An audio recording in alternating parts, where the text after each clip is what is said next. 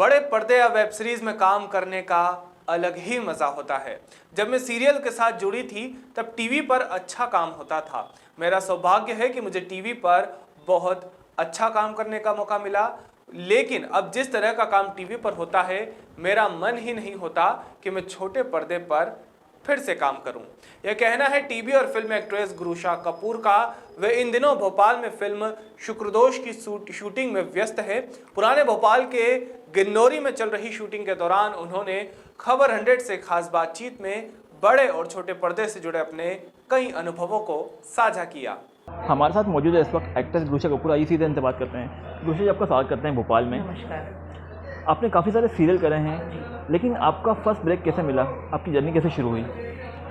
मेरा सबसे पहला सीरियल तारा था।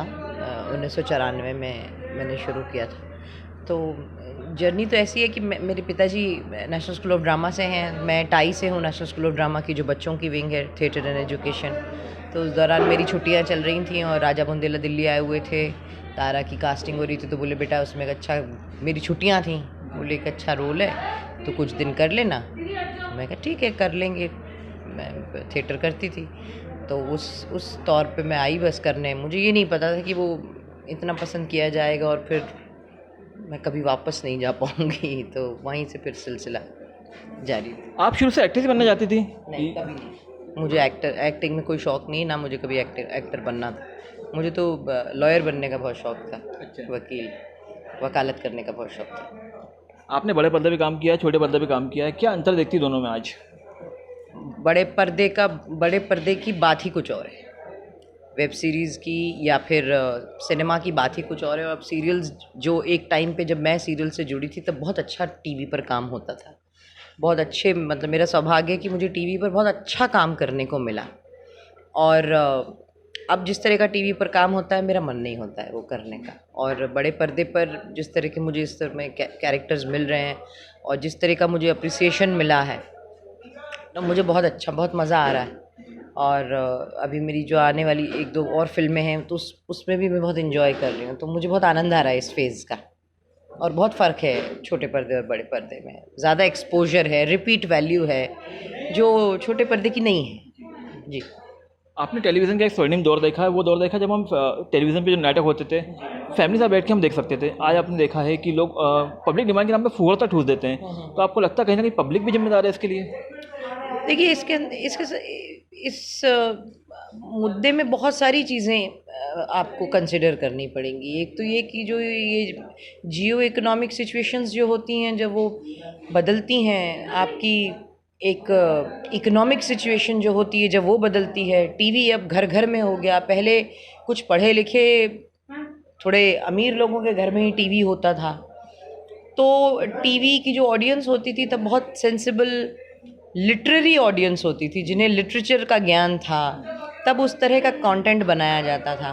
अब टीवी गांव-गांव, घर-घर, शहर-शहर पहुंच गया, तो उसमें उसकी ऑडियंस बहुत चेंज हो गई।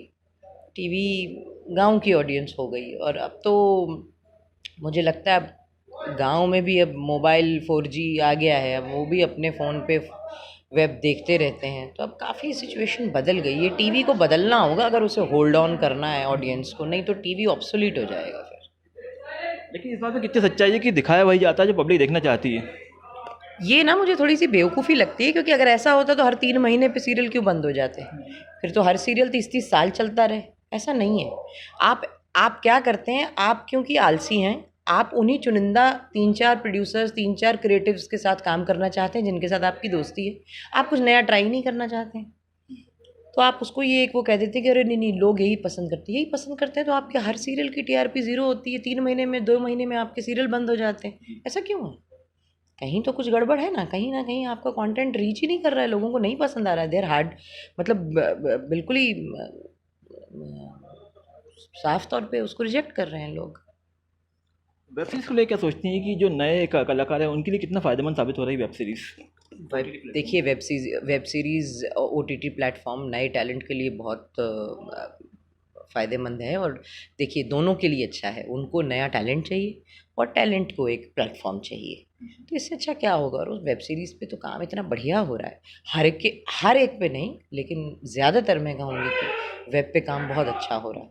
और ज़रूरी नहीं है वेब पे भी एक दो चीज़ों से मुझे शिकायत है कि ज़रूरी नहीं है कि हर वेब के अंदर नग्नता और अनुचित भाषा का इस्तेमाल किया जाए। मैं इसके ख़िलाफ़ हूँ, मुझे नहीं लगता, ये उचित नहीं लगता है। हाँ, अगर आप परिवेश वैसा दिखा रहे हैं, आप दिखा रहे हैं कि उस तरह के लोग हैं, तो गाली गलौज रखिए आप उस तरह का। लेकिन हर स्त्री जो है वो काम उत्तेजित है और अपने पति को छोड़ के उसे परपुरुष पसंद आ रहे हैं, मुझे ये मैं बिल्कुल इत्तेफाक नहीं रखती उन सब चीज़ों से। और मुझे ये भी ये शॉर्टकट्स लगते हैं कि quick buck, let's make a quick buck, हमें ऑडियंस मिल जाए, ये नहीं होना चाहिए। आपको अपने सब्जेक्ट पे कॉन्फिडेंस होना चाहिए। आप अच्छी चीज़ बना के ऑडियंस, और मैं आपको एग्जाम्पल दे सकती हूँ, आप स्कैम देखिए, एक गंदा शब्द नहीं, एक ऐसा कोई सीन नहीं जो आप परिवार के साथ नहीं देख सकते। आप पंचायत देखिए, कितना बढ़िया बनाया, ये है कंटेंट। और वो लोग देखिए कितने अच्छे हैं जो इस तरह के कंटेंट में बिलीव कर रहे हैं और उस पर पैसा लगा रहे हैं, और वो अच्छा लोग पसंद कर रहे हैं। इसका मतलब आप अच्छी चीज़ देंगे तो अच्छी चीज़ देखने वाले लोग हैं और अच्छी चीज़ बनाने वाले भी लोग हैं। ये समन्वय बहुत ज़रूरी। क्या आपको लगता है कि ये एक एक्सपेरिमेंटल सिनेमा का दौर है? एक्सपेरिमेंटल तो एकदम एक्सपेरिमेंटल तो मैं नहीं बोलूँगी। देखिए, हीरो ओरिएंटेड फिल्में ही थिएटर में, तो हीरो ओरिएंटेड फिल्में ही चलेंगी। थिएटर में बहुत कम ऐसी कोई स्त्री प्रधान फिल्म आती हैं जहाँ पर वो ऑडियंस को खींच सकें। और बहुत बड़े लेवल पे तो नहीं एक्सपेरिमेंटेशन चल रही है। हाँ, जो डिजिटल के लिए फिल्में बन रही हैं उस पर मैं डेफिनेटली कह सकती हूँ कि उस पर लोग रिस्क ले रहे हैं, उस पर थोड़े अलग अलग सब्जेक्ट्स पे रिस्क उठा रहे हैं फिल्म बनाने का। लेकिन एक बड़े परिप्रेक्ष्य में अगर आप देखें तो ज़्यादा अलग कुछ नहीं हो रहा है। कोरोना के चलते थिएटर बंद होने से एक कलाकार के तौर पर अपना निजी क्या नुकसान मानती हैं एक कलाकार का? देखिए, थिएटर बंद होने से मेरा तो कोई नुकसान नहीं हुआ, क्योंकि उसका कारण ये है कि फिल्में OTT पे आ गई, ठीक है। और अब तो एक नई दिशा मिल गई है कि कुछ फिल्में डायरेक्टली OTT पे रिलीज़ हो रही हैं बजाय थिएटर पे आने के। और थिएटर वालों का डेफिनेटली बहुत बड़ा नुकसान हुआ है। और बट मुझे लगता है थोड़ा सा चीज़ों में बदलाव अब आएगा, क्योंकि लोगों को 1 साल तक थिएटर ना जाने की अब आदत सी हो गई है। और अब उन्होंने ये भी देख लिया कि जो टिकट 300 रुपये का एक टिकट आता है, उसमें मुझे 6 महीने का सब्सक्रिप्शन मिल रहा है, जिसमें मैं पूरे परिवार के साथ बैठ के कभी भी फिल्म देख सकता हूँ। तो जो फिल्म मैं पहले जाकर फ्राइडे को देखता था या सैटरडे को देखता था, वीकेंड्स पे देखता था, मैं घर पे भी देख लूँगा। एक हफ्ते बाद वो OTT पे आ जाएगी। तो थोड़ी सी मानसिकता बदली है।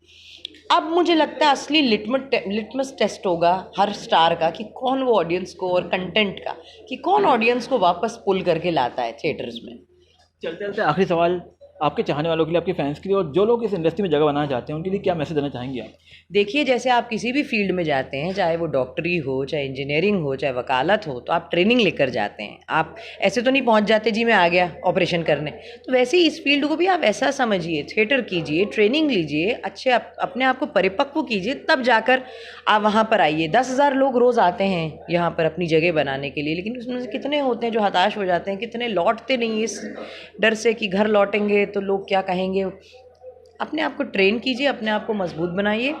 और मैं तो कहती हूँ अपनी कुंडली भी दिखा लीजिए, तभी आइए, क्योंकि यहाँ जरा किस्मत ज़्यादा चलती है बजाय टैलेंट के। अच्छा, आपके आने वाले पाइपलाइन प्रोजेक्ट कौन कौन से हैं? अभी मेरी 2 फिल्में आने वाली हैं। एक है आँख में चोली, और दूसरी अभी उसका नाम नहीं रखा गया, अंडर प्रोडक्ट, मतलब उसका नाम नहीं है। एक वेब सीरीज़ मेरी 26 तारीख को रिलीज़ हो रही है, हे प्रभु 2।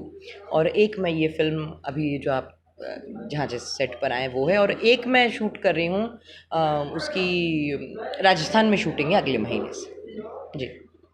तो साफ तौर पे कहना है कि ऋषि कपूर जी का कि अगर आप इस एक्टिंग लाइन में आना चाहते हैं तो पूरी तरह परिपक्व होकर आएँ। कैमरा अपूर्व शुक्ला के साथ दीपक सिंह, खबर 100 भोपाल।